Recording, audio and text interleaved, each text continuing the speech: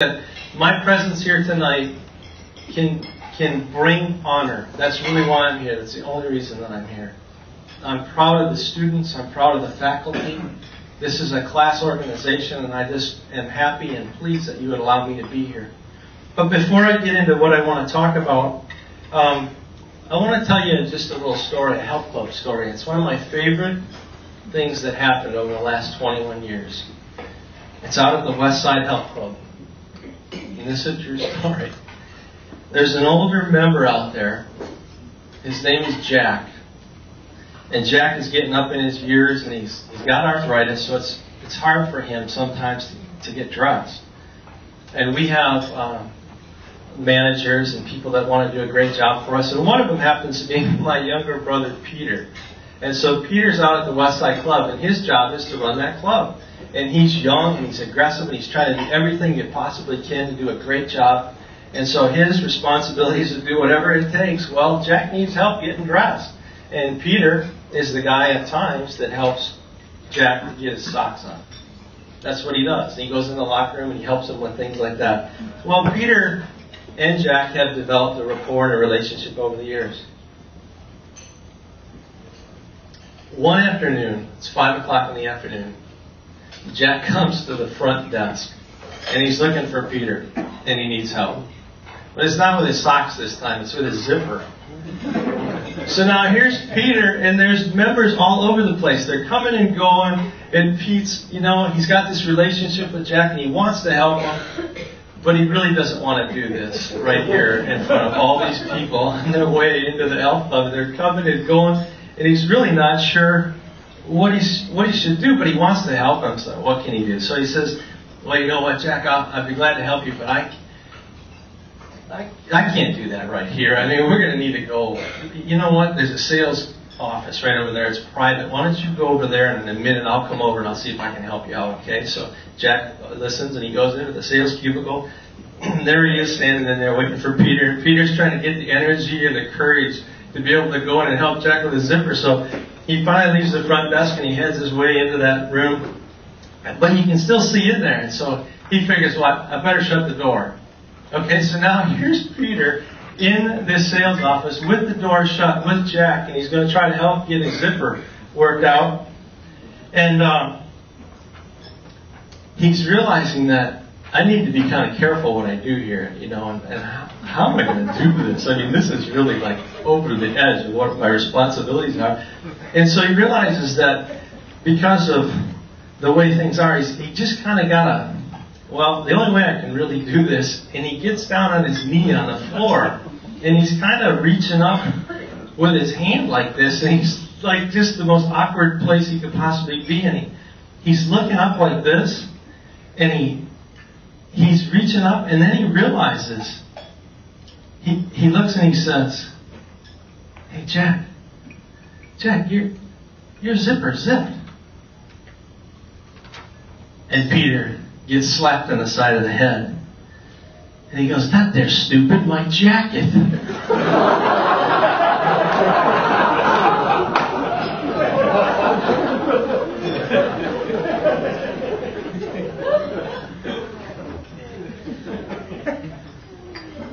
He gets a bouquet of flowers once a year on that day, I think.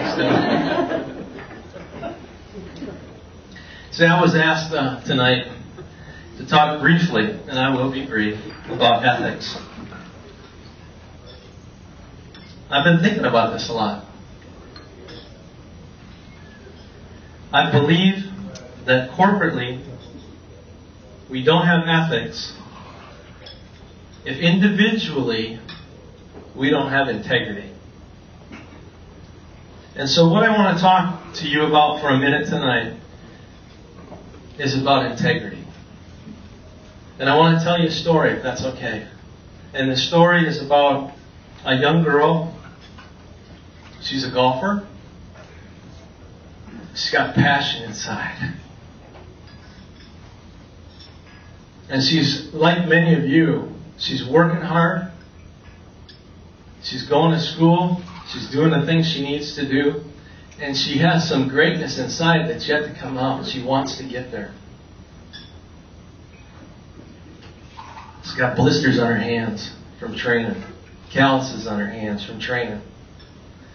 And she's in high school. She's partway through high school. She's a junior in high school. She's in a tournament.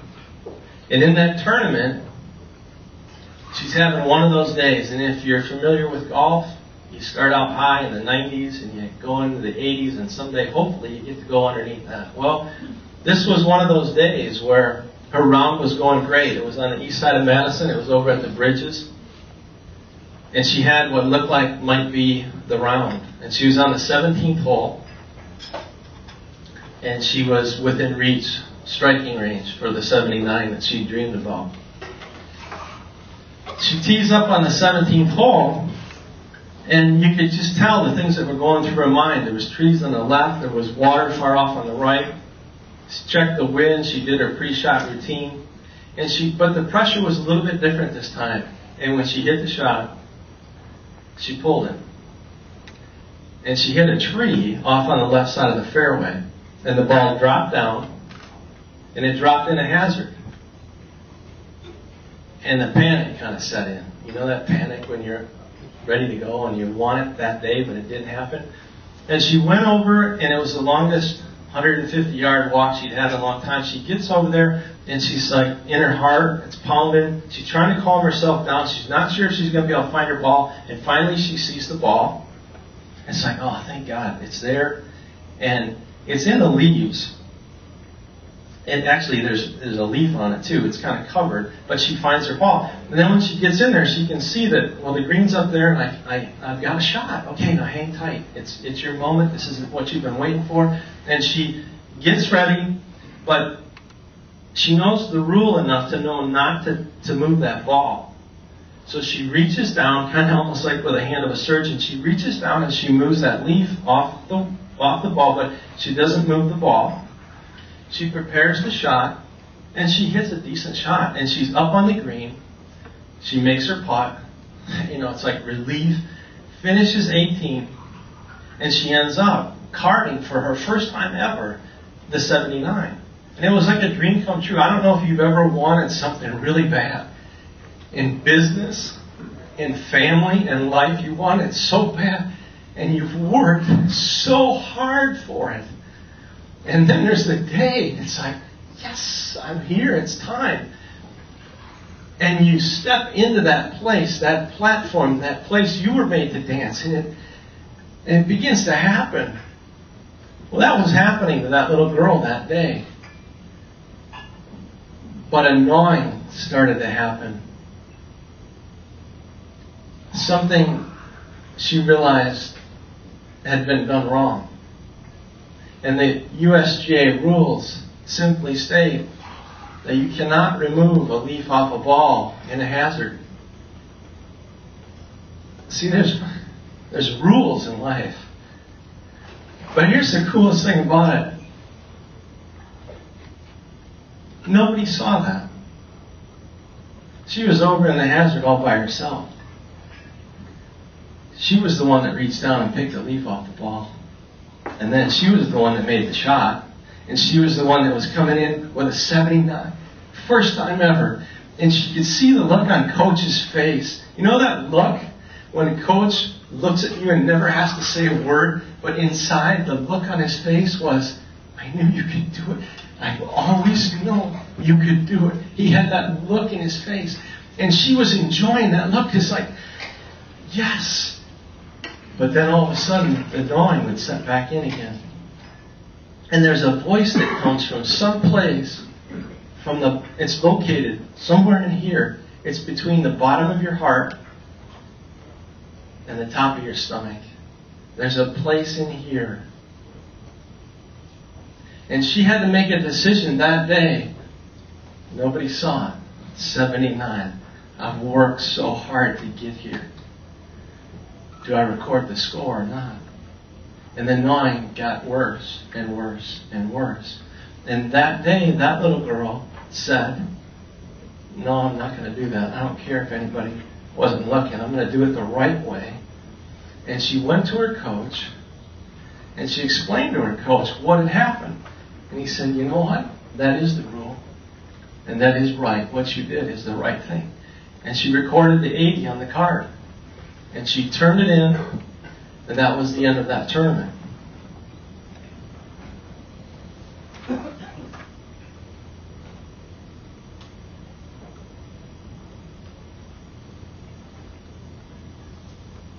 You know what happened that day in that little girl's life? I believe at that moment when she wrestled deep in her heart, I believe in her heart, integrity was born. I believe that's what it looks like. That's what it feels like. That's the platform that you're on. And it's intense and you want it. But that's the day that integrity is birthed. That's what it looks like. That's what it feels like. And it's that moment when you have to make those decisions. Do I want to be here? Do I want to run away? It's a moment of greatness. It's intense and it's real. And that's where integrity, those are the moments, ladies and gentlemen, where integrity is birthed.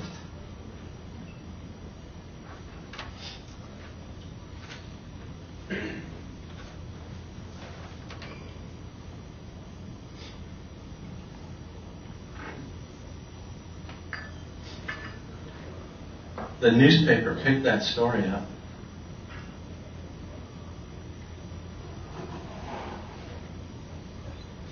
The University of Wisconsin coaches picked that story up.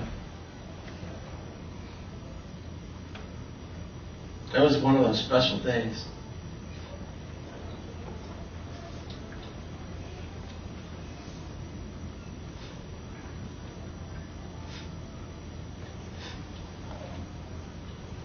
That little girl is my daughter.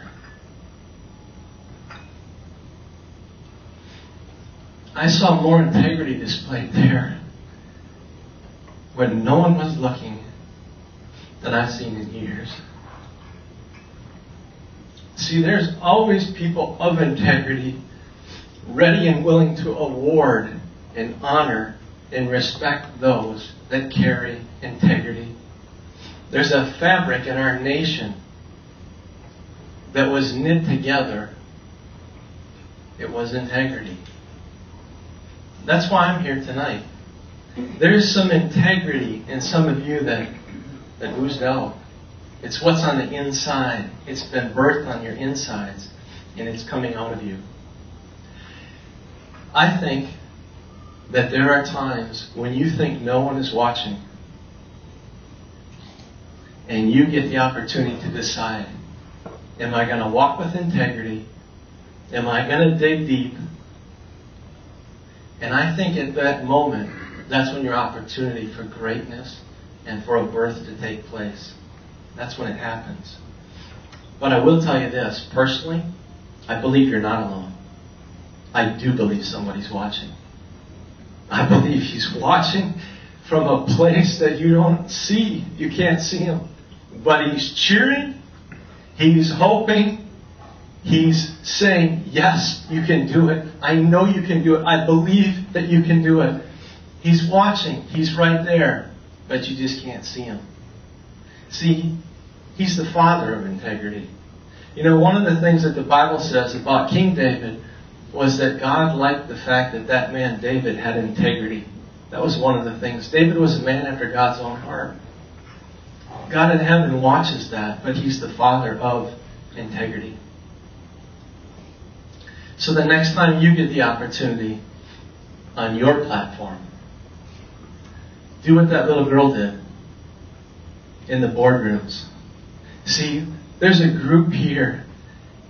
You've been given the platform to represent your Heavenly Father here in the marketplaces on the earth. There is no greater honor than to represent Him the right way. And He's a God of integrity. And He's cheering for you. And He's saying you can do it. And He's saying when you want it so bad because you want to make the next level. You want to go to the next place. You want the next great opportunity. You want to go to the next university. You want to do the next thing in business. He's cheering for you and saying, do it with integrity. Remember this. There's always somebody at the next level of integrity. And they're looking for people of integrity. Gerry.